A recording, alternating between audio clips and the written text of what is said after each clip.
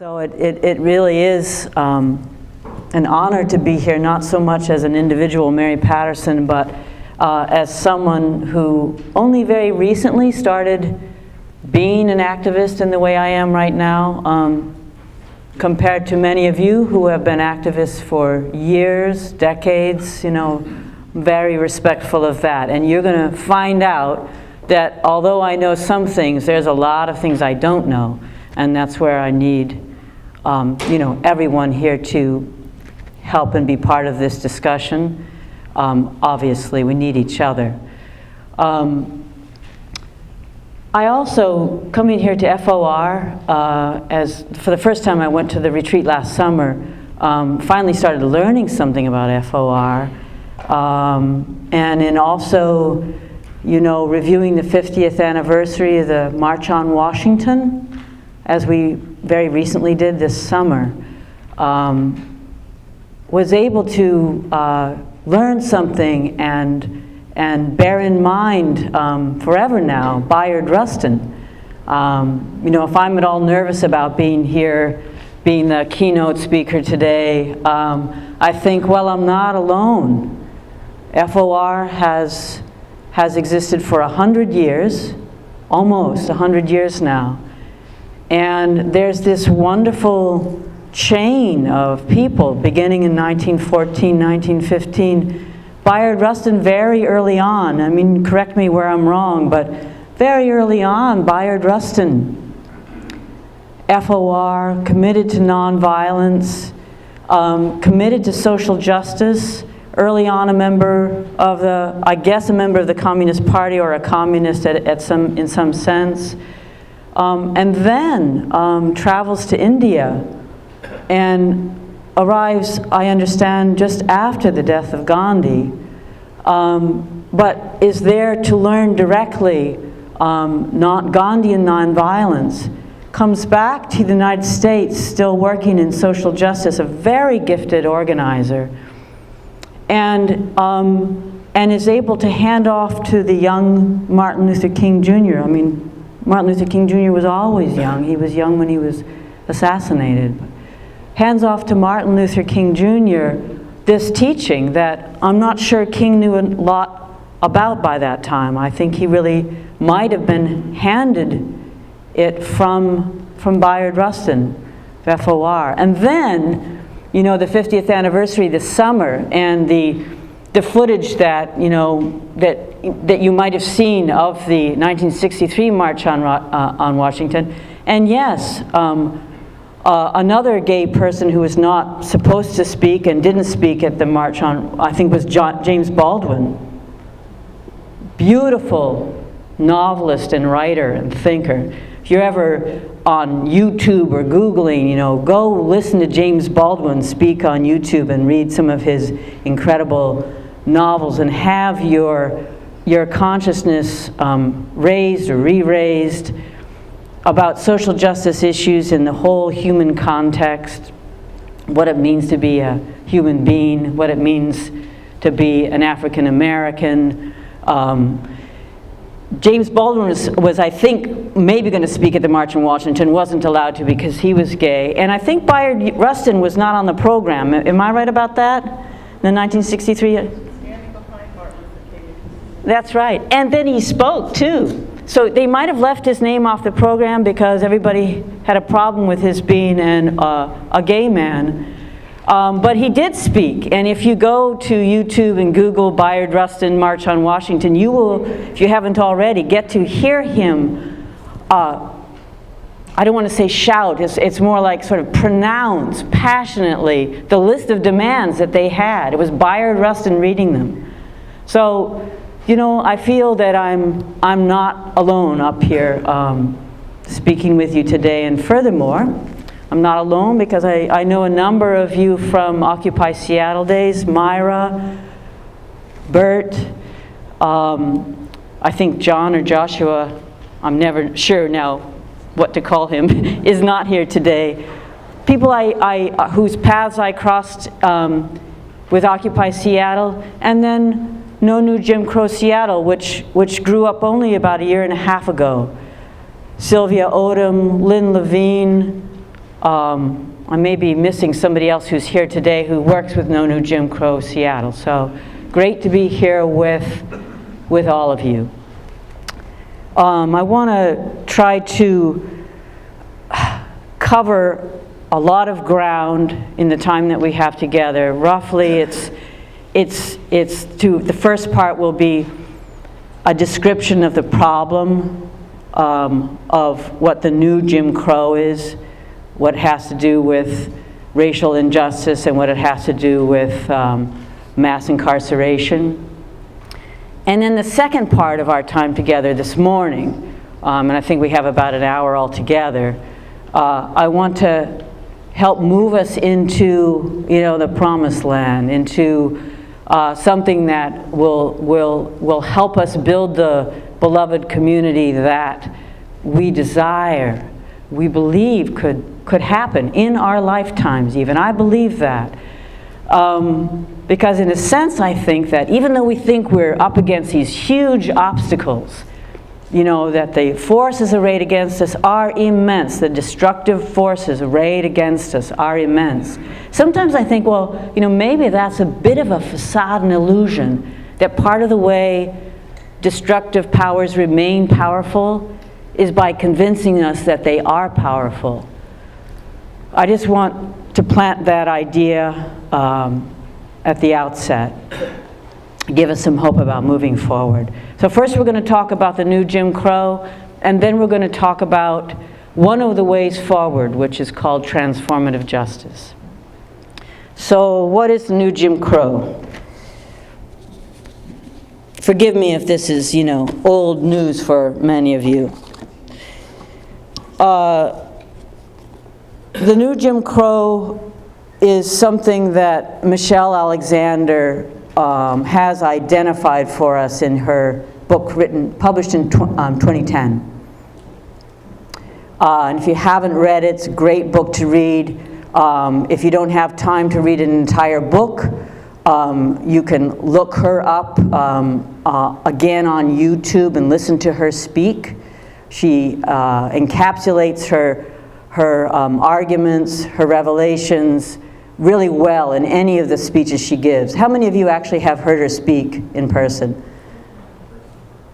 Yeah, in person and then on YouTube, some people on YouTube? Yeah, so roughly a third or a half people have had that kind of experience listening to her, understand the argument. I'm also mindful of the fact that, as I heard one young African-American man say at one of the forums that the No New Jim Crow Seattle campaign held, he said, "I don't know why you all had to read a book to understand what's happening." So it's also true that many of us, particularly many of us white people, particularly white people in my socioeconomic class, do not have firsthand experience, had to read the book and go, "Oh my God, this is what's been happening." So this is the information, the revelation that Marissa Alexander has given us in her book. When she started writing the book, she herself didn't even know what she was going to be discovering, which is often the process when you write a book. You learn as you go. She said the pattern emerged out of all the data and all the stories, all the narratives that she was compiling. The pattern emerged, and she herself said, "Oh my God, this is the Jim Crow all over again," and this is why. So the subject is criminal justice. The subject is mass incarceration. In 1980, there were about 300,000 Americans in prison.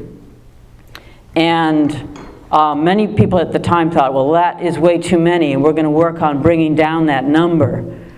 What's happened instead is that the number of people in prison has grown exponentially. So many of you probably know how many people currently are imprisoned in America? 2 million. Yeah, and up. I mean, it's at least 2 million. It was 2.3 in 2010 at the time of the publication of the book. It was projected to go to 2.5, soon. but it's somewhere in there between 2 and 2.5 million, up from 300,000 in 1980.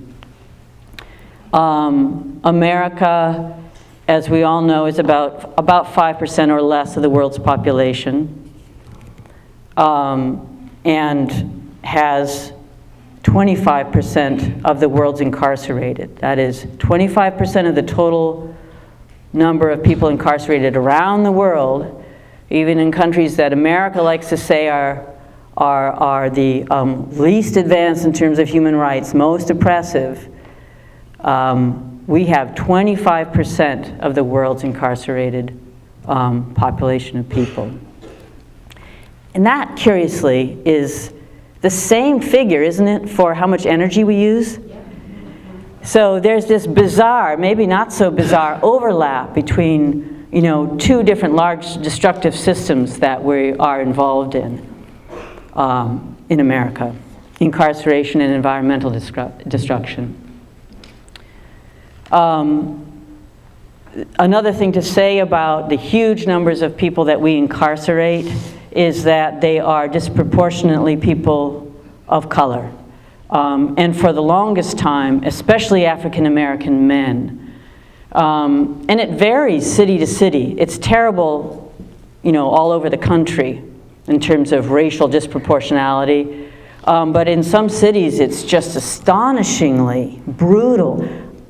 Again, correct me if you know that I'm wrong, but I think I've learned that in Chicago, something like 80% of African American men are criminal justice involved, meaning they may not be in jail or prison, but they may have been in jail or prison or have an arrest record. They are somehow involved in the criminal justice system. They may have been released from jail or prison and be on parole. And I'm somebody who's so ignorant, I don't even know the difference yet between parole and probation, but I'm sure I'm going to learn that today. But something like 80% in Chicago. Washington, D.C. is another city where the disproportionality is grotesque. But even in Seattle, King County, you know, where, of course, we are progressive in some ways. We certainly are smug in many ways, thinking that we're very far along. But this, the similar pattern for racial disproportionality exists in King County criminal justice as nationwide, and that is that although in King County something like 6% of the population is African American, we incarcerate our incarceration population, our incarcerated population is 38% African American. So that's a disproportionate. 6 or 6.2% of the King County people are African American, but something like 38% of the people in our King County jails are African American. So in King County, that same institutionalized racism is apparent in our criminal justice system. In King County, and I hope to learn more about the other places that people are here today from, but in King County there's also the Juvenile Justice Center, right down the street from Seattle University. Wonderful university, affluent university, right, and does great work. Right down the street is our Juvenile Justice Center, which I hope to talk more about later.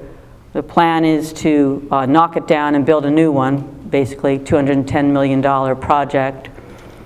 That same racial disproportionality exists, except even more so in juvenile justice. And I don't have the exact figures, but it's something like, even though the number of young people in that juvie has gone way down, it was 200 on average per day in 1998, and now it's something like 50 to 60, 40 on the weekends, on average per day in the juvenile justice jail at 12th and Alder. Even though that census has come way down from 200 to about 50 in the last 15 years, racial disproportionality has gone up. I don't have the exact figures, but something wrong there, something wrong with that. It happens in all sorts of ways. And I learned this from reading Michelle's book. And many of you probably know it already, know a lot about the process. I know I met, talking with a couple of people this morning, Marcia and Diana, who were doing Court Watch with Justice Works. So they've seen it from the inside, which I have not. But it begins, some people say it begins at the cradle. We call it the cradle to prison pipeline. Or it begins in the schools. It's called the school to prison pipeline. More directly, it begins with law enforcement. Officers have a lot of discretion, as we know from the very highlighted New York stop and frisk case that's going on now. Officers have a lot of discretion in terms of who they stop and how they stop them. They have a lot of discretion in who they choose to arrest and book into jails. After that, once a person has been accused of committing a crime, there might be a plea bargaining that goes. Often cases don't go to trial, they are plea bargained. And the way the bargaining works, of course, is that you say, you agree to plead guilty, and you may not have been guilty, but you agree to plead guilty so that you can be assured of a shorter sentence. Because another thing that's happened is that the mandatory minimum sentences are much harsher now than they used to be. So you better believe the fear of a long sentence in you when you've been arrested and charged with something that could get you 10, 20, 30 years in prison. And that might be drug possession of some sort. You probably know the case of Marissa Alexander, not Michelle Alexander. Marissa Alexander in Florida. How many people are aware of that case? Quite a few, but not everybody, so it might be worth my saying. Because this is actually happened around the time of Trayvon Martin's murder and the court case. Marissa Alexander, also in Florida. And this story helps get us into the area of domestic violence, which is an important case in point. Marissa Alexander, the mother of 3 children, I believe it was something like 9 weeks, maybe 9 days after the birth of her 3rd baby, was experiencing another harrowing domestic violence event in her household. Her husband was threatening her. The story is somewhat complex even legally in that she did what she was supposed to do and leave. You know, even if you're supposed to leave, even apart from stand your ground laws, if somebody is threatening you physically, violently, you're supposed to do your best to leave. And she did that. She left her house, went out, you know, to escape in her car, discovered, as we often do, that she'd left her keys in the house or something like that. This is a detail we don't read much about, but I heard it somewhere along the way. She went back into the house to get her keys, and her husband is still coming at her. She either already had the gun or picked it up and fired it at the ceiling, the wall, something, you know, not even at him. She was firing a warning shot. And yet she's the one who was accused of attempted murder, one of the degrees of attempted murder. She was accused of it. And she refused to plea bargain because she thought, I can use the stand my ground laws. I can use the stand your ground laws, which exist in Florida and they exist here in Washington. And so she refused to plea bargain. She knew she had right on her side. But she was found guilty. Incidentally, I think by the same prosecutor on the case as the one on Trayvon Martin's case, Angela Corey. She was found guilty. Guess what the mandatory minimum sentence for her crime is? 20. 20 years, mandatory minimum. 20 years for that young African-American mother of 3 Her husband is taking care of the children, including the young baby. But the great update on this story is that the case was thrown out, declared, what? Help me. Jury found that it wasn't fair. Yeah, it was appealed, and the appellate court found that the jury had been read the wrong instructions or something like that. Overturned the case. Thank you. And so she, and rather than throw out the trial, which is what people were hoping for, there's going to be a new trial. There is a Pacific Northwest chapter of Free Marissa Alexander that I encourage anybody to get in touch with, either on the phone or in person or through email, and find out what you can do.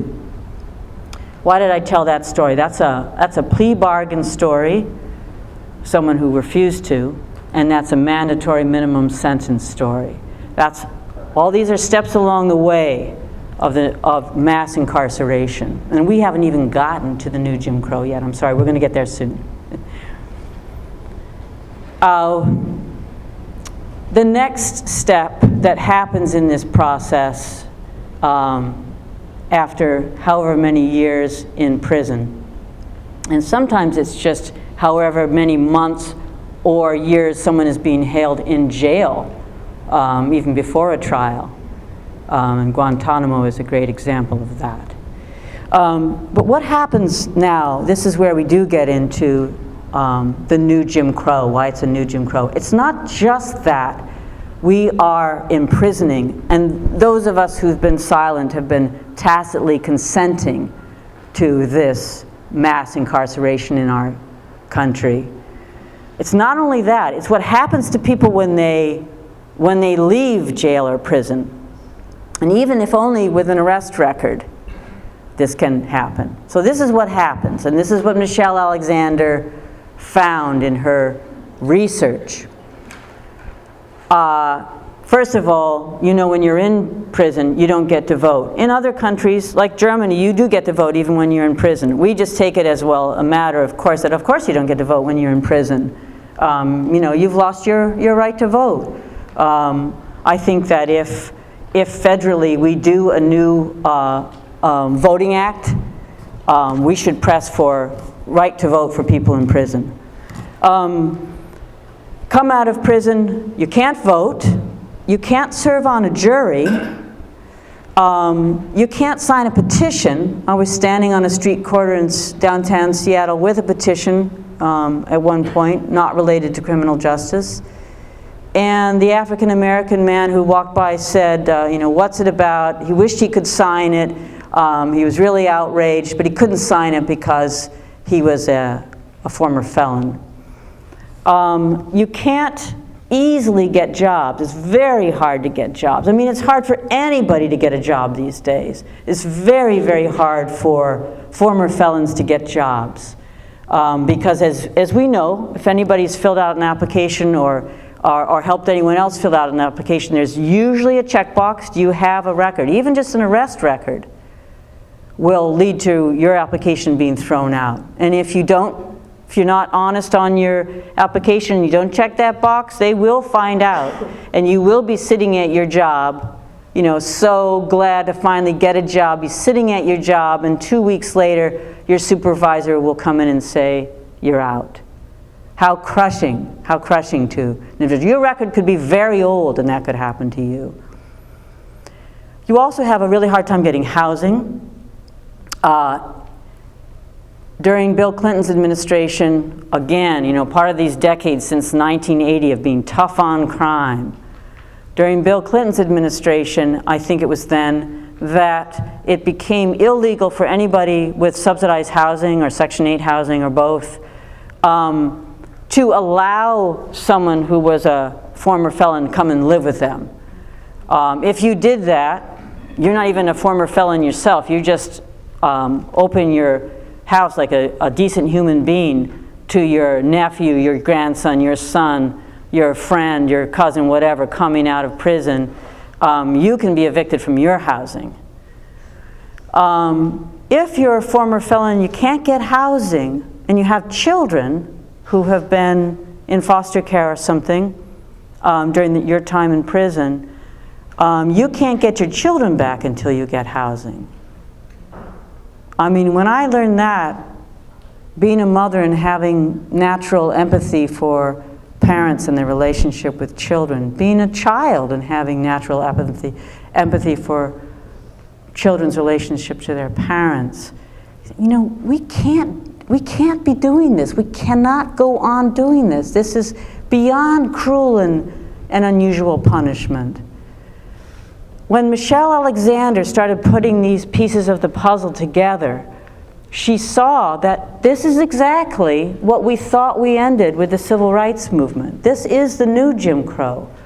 Housing issue, the voting issue, the jobs issue, the segregation in terms of the hugely disproportionate number of African American men and increasingly women in the prison system. This is why she calls it the new Jim Crow, mass incarceration in the age of colorblindness.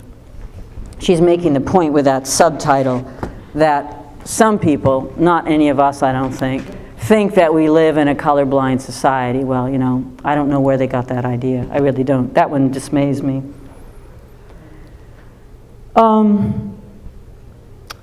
Those are the basic dimensions of the new Jim Crow. This is what we're up against. I mean, another aspect of it I think that's worth highlighting before we break into small groups, which I'm going to have us do in a minute. Another aspect is the privatization of our prison system. There's a proliferation of prisons in our country, and the great numbers of jobs that have been created by building prisons. And I think somewhere later today, are we going to get to see Paul Rucker's artistic creation called Proliferation? Do you know? It was on downstairs. We'll put it on again. Okay, that's great.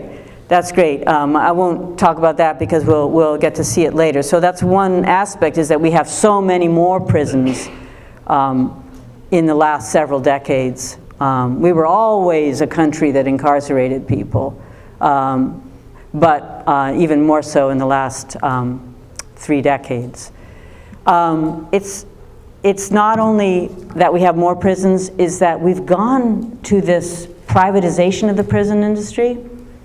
That's part of the background for this sign here, big banks make money on prisons.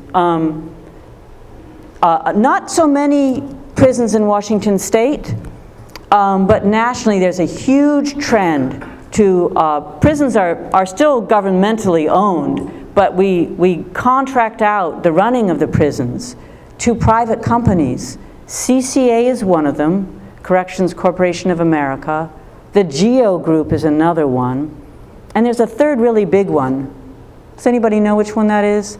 I haven't learned that one yet.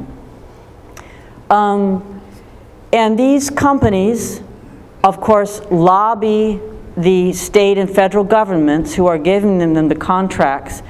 They lobby the governments to keep the prisons full. And in fact, they have the governments write it into the contract that for the 10-year period of the contract, we will keep these prisons 90% full. It's very, very corrupt, and that's where, you know, the corporatization of America feeds into our system of mass incarceration.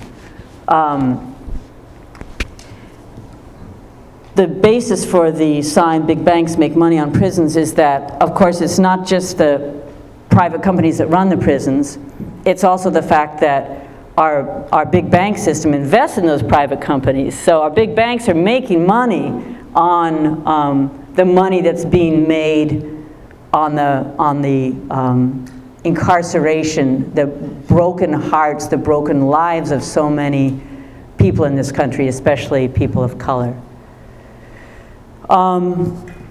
What I wanted to do next was have some small group discussion. Again, as Ellen said, you know, people in this room have a lot of experience. And even those of us who have not been working in this area for very long have personal experience that we can share with one another. What I want us to do at this point is to break up into very small groups, like 3 or 4 people. And I know that we're going to have to pull chairs out a little bit, and then we'll have to bring them together again after we have this small group session. I want people to be able to share with one another either something about the work that they've done in the criminal justice system or personal experiences that they've had. People that they know in their families or friends or in places where they've worked. There's a big stigma around being a felon or having served some term in jail. There's a stigma around it, and many people don't talk about it. But I want to give us a chance to talk about it. If you can share, I think we'll break for maybe 10 minutes, 15 at the most, so we can come back together and talk about, how do we move forward, what transformative justice is, for example. So if we break for 10 or 15 minutes, and everyone shares with one another something about work that they've done in the criminal justice system or personal experience that they've had with it, people that they know.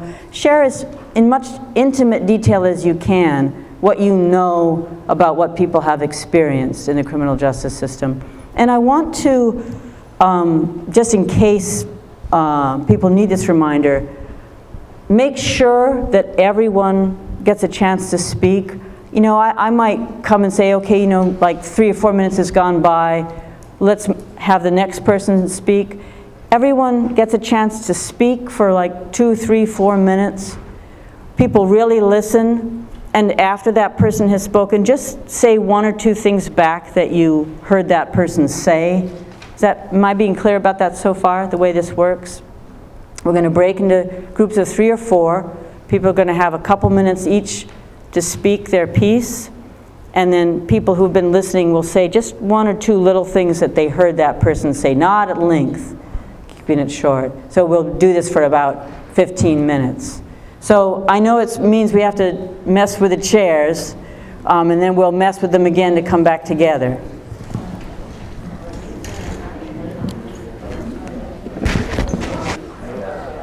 Who've been directly involved in the criminal justice system, but we also talked about some good things that are happening. I think we are at this point in our history, maybe beginning to ride a new wave, and there is a lot of people are talking about this. They talk about the tipping point or some momentum that they feel is being created right now, or that can take us in a new direction. What can we do? What can I do? But more importantly, what can we do? Because really, acting individually, we don't have the strength. Coming together in small and large groups, larger and larger groups, perhaps. There's many angles to this problem. One of them that I mentioned is the prison industrial complex and the privatization of prisons, investments in prisons. So one specific thing that anybody can do is join the divestment movement, that is divesting from the big banks. We know that they're investing in private for-profit prison companies, CCA and the GEO Group. Incidentally, it's the GEO Group that operates the big Northwest Detention Center in Tacoma, privately run by the GEO Group. And Wells Fargo invests in the GEO Group. Bank of America heavily invests in CCA, Corrections Corporation of America. So one thing that anybody can do, and that you can advocate to anybody you know, is to join the divestment movement from the big banks. Credit unions are an option for individuals. It's a much bigger problem for our local governments and state governments. Credit unions, as we all know, are small, and many of them don't even offer many services for small businesses. What are the big entities, like our local governments, supposed to do with all their money? Well, one answer to that, this is dedicated to Cindy and John, with whom I work on another project, is the public bank movement. North Dakota is the only state currently that has a public bank. A few legislatures in Olympia have been advocating it, but really there needs to be a lot of momentum from people to think of, connect the dots in that sense. If we could get a public bank for Washington State, that would move us in the financial way away from many destructive enterprises, including mass incarceration, the carceral state.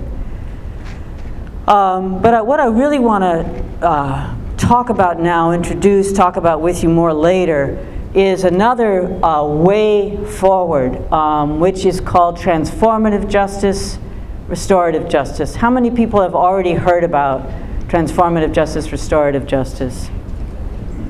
Quite a few, like more than have read Marissa Alexander's book. Actually, I think that that's a really good sign.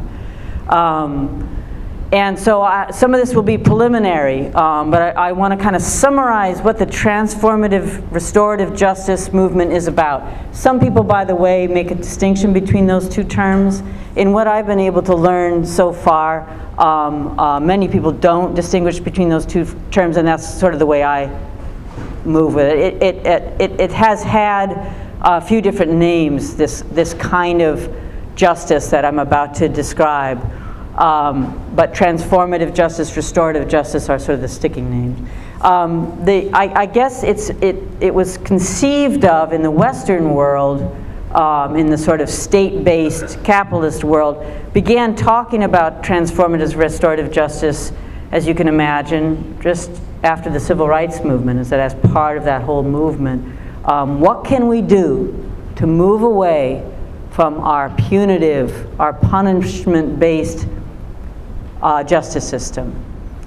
Some of the models that have really helped the transformative justice movements are the indigenous peoples, indigenous cultures, the way they have practiced justice, otherwise called pre-state cultures, indigenous cultures of the world. And the whole idea is that we no longer call it crime, breaking laws. We no longer talk about the perpetrator of the crime and emphasize that there has to be a formal charge and then a court case. We move away from talking about it that way. We start talking about harm, start talking about the harm that has happened, and you start thinking about the relationships that have been damaged as a result of that harm. So you don't talk about crimes being broken, you talk about relationships that have been damaged. And you talk about harm. And in transformative justice, instead of focusing on the offender only and taking that person through the steps of justice, it's very victim-centered. In our current system, victims often just get sort of forgotten. You know, the state takes over, the court takes over, and the offender gets punished. The victim is on their own. In transformative justice, therefore, we're talking about harm. We're very focused on the victim and the offender, but not only that, you focus on the whole community and the importance of healing the community, healing the relationships that get broken when harm happens. I'm giving you sort of underlying concept now. I think it's important to understand transformative and restorative justice on a deep level, rather than this or that specific program, because we could lose this moment. You know, if we start saying, well, transformative restorative justice is just this or that practice within prisons, for example, where some of its principles are being practiced in really helpful ways. But if we stopped there, we would be selling the movement short. It's important to understand it in its whole and deep way. What more do I mean by that? When transformative justice is practiced fully, it's actually an alternative to jails, prisons, and courtrooms. And this is what it would look like. And in fact, this is the way it already looks in certain places. The example that I want to give is New Zealand. Since 1989, its entire juvenile justice system, the entire system for the whole country, has been a transformative justice system. If I understand it right, very, very few youths go to jail or prison. Very few. What happens in New Zealand since 1989, and they get much of this model from the Maori people, the indigenous people of New Zealand. What happens there is when some harm happens, the person who did the harm is brought together in almost a ceremonial way. I think there are specific places where these family group conferences, as they're called, family group conferences take place. Again, it's not family in the literal sense, like we Americans tend to think of the nuclear family. This is family in a larger community sense. Family group conferences are brought together. The person who did the harm and the person who has been harmed are brought together with all the people in their circles. You know, relatives, friends, social workers, church people, teachers, counselors. They're brought together into a very large circle, actually, if I understand it right. And everyone tells their story. These groups are also called peacemaking circles. I think in the Navajo tradition that some of the American versions of transformative justice are based on, it's called peacemaking circles. Everyone tells their story, and everyone tries to come to a shared understanding of what happened, who was hurt, and how they were hurt. That person, that victim, gets to tell their story. They're at the center. But the offender also, people love and care for the offender as well, because it's understood in transformative justice that often the offender has been harmed as well in their lives leading up to this point of doing harm to someone else. And that's an important concept in transformative justice. And another important concept is it's not just those two people, it's the whole community. What happened in that offender's life that the community was responsible for that led to this harm, you know, and what happened what has happened in the victim's life that this harm is compounded. And when everyone shares their stories in a family group conference or peacemaking circle, there can be this shared understanding. That's the important first part of what happens in that process. The next thing that the family group conference or peacemaking circle does is try to come up with what would be the most healing and the most appropriate, what shall I say, reparation response. And they all talk about what the response should be, what the reparation should be, what the community is responsible for, what the offender is responsible for in making it right, as much as possible making it right. And in New Zealand, astonishingly, they decided by consensus. They come to an agreement. There's one story I can give you. And I want to say, too, acknowledge that, you know, white, middle class, liberal as I am, I actually don't read Yes all the time. I'm really glad it exists. But I went to a screening of a wonderful movie called Minor Differences about youth in the Washington State prison system. And this was on everybody's chair. And I had never heard about transformative justice before, but I strongly recommend it to you. Actually, I bought a whole bunch of copies from Yes, and they're on the table. If you want to pick one up and pay me for it, that would be great. But this is full of great stories about transformative justice. And this is where I, you know, cut my teeth on the subject of transformative justice. And there's a story in there that comes from New Zealand about a young man, actually an immigrant. He and his grandmother had immigrated to New Zealand from another country which is not named. And the young man was getting into all sorts of trouble that led to his stealing from his grandmother. And I think he also physically hurt her in this story.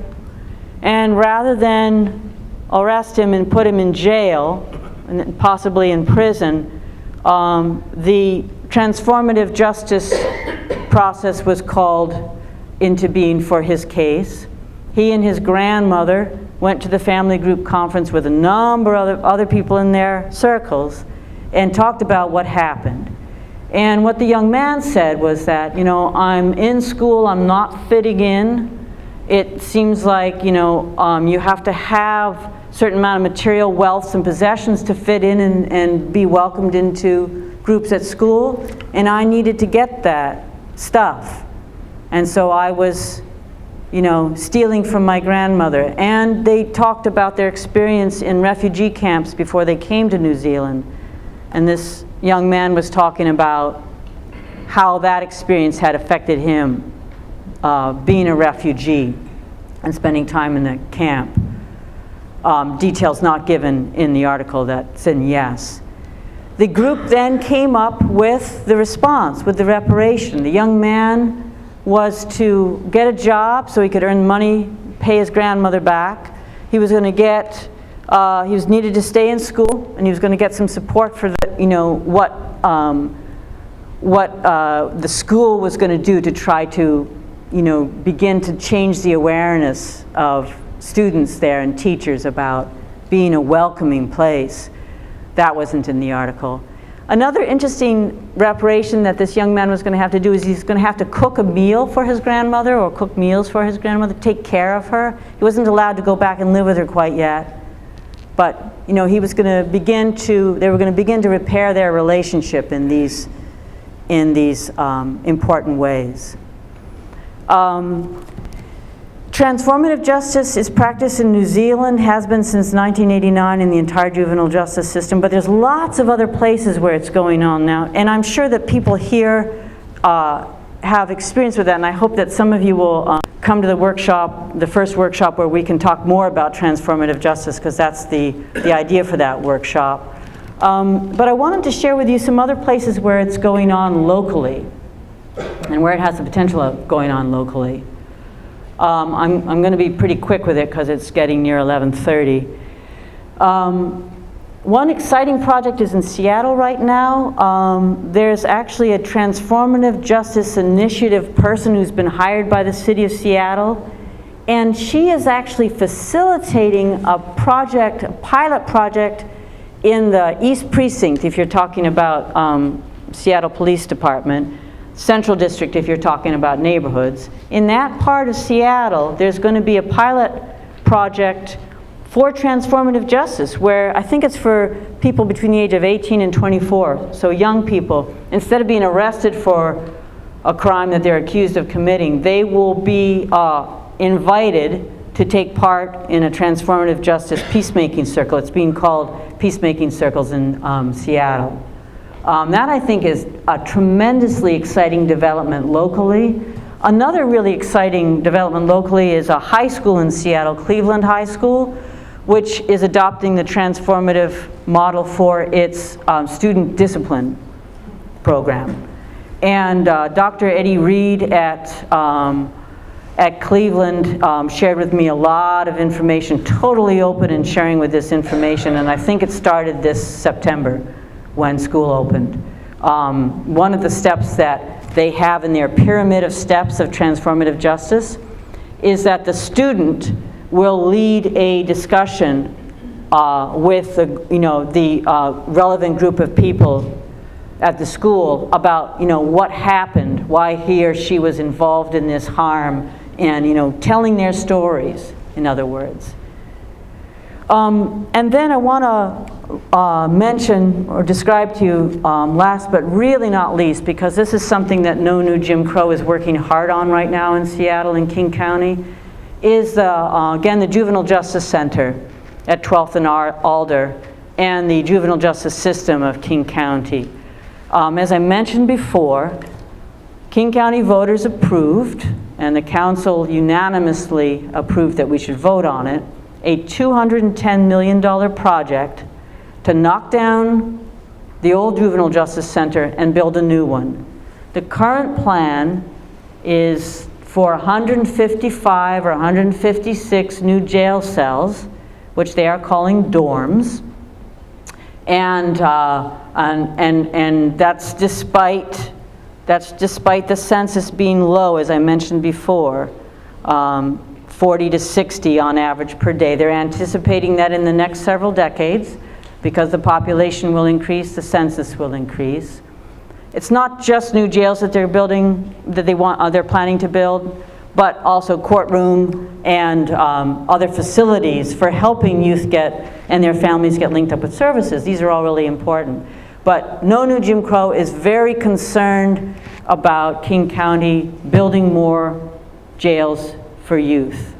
And we've written a position paper, there's copies on the table if you're interested in it, that outlines the basics of transformative justice and urges King County to travel to New Zealand, see how they're doing it there, travel to other places all around the country. Baltimore, also very progressive right now, is modeling some of its juvenile justice practices on New Zealand.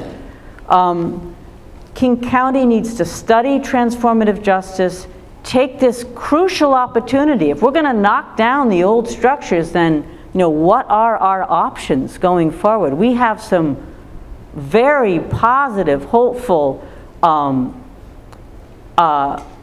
options in the form of transformative justice. If New Zealand can adopt a totally transformative system for its youth, then so can King County. So I'm leaving it on that note, that transformative justice is a way forward, and its ripple effect, if we fully embrace it, its ripple effect, I think, can be really wonderful in terms of communities rebuilding themselves, people stepping forward to take care of one another again in serious and important and meaningful ways, taking some of that power that we've given over to the state, taking some of it back and saying, we know how to repair our damaged relationships. We know how to help each other, and that's the work that we want to do. So I think we're supposed to have a little time for Q&A, and of course. I discovered in our group that I have an issue, a problem with transformative justice that was shared by some other people. I know an offender that I think of, and I understand the essence of transformative justice is you don't wish to punish the other person, you don't wish harm for him, but you wish well for him. Well, I'm thinking of two offenders, and I know a little bit about the background, talking about the history of people in jail and that kind of. One person had this very difficult background growing up. His father was the head of the CIA. What kind of environment is that to grow up in? And the other man, I think, was a lineman in Wyoming, but he's caused a great deal of harm. The two people I'm thinking of, if you don't know, are George W. Bush and Dick Cheney. And I mean it in complete seriousness. If we as a group want to advocate wishing well for people who are offenders, pick the cases that you don't, inside of you, feel that way towards. That's our work. It's easy to point out there and want other people to be this way. We have to model it, and those are my cases. I'll throw in Kenneth Pollock, who I have to write to, and I have to write to him in the spirit of transformative justice. He's one of the influential people that got us into Iraq in 2003. So take it on yourself to do the transformative justice work inside of you with the heart. In defense of reformative justice, I think if Bush and Cheney, when in their young days, when began, I think if they had some help, and that's what restorative justice does, it not only helps the present time for the offender, but it helps the offender deal with his background, deal with his fears and feelings that emanated from his beginning. And that's one of the things that restorative justice does, and so that there isn't a repeat, so the offender can look into himself and not repeat his bad behavior. And so I think in thinking about offenders in a restorative justice system, I think is important to realize that restorative justice helps restore, and that's restore good behavior. You can focus on the individual, and I think that's very important to do, whether it's forced change or any other young person that we know that is offensive of the law. But what we're really talking about here is changing the culture of America. And that's humongous, but that's basic, it's fundamental in all the systems that feed into the culture that we have versus the culture that we want. So I think we need to talk about the individual, but we need to talk about the big picture too. Thank you. That's a great note to end on. Thank you to everybody, and we'll see more of you during the day.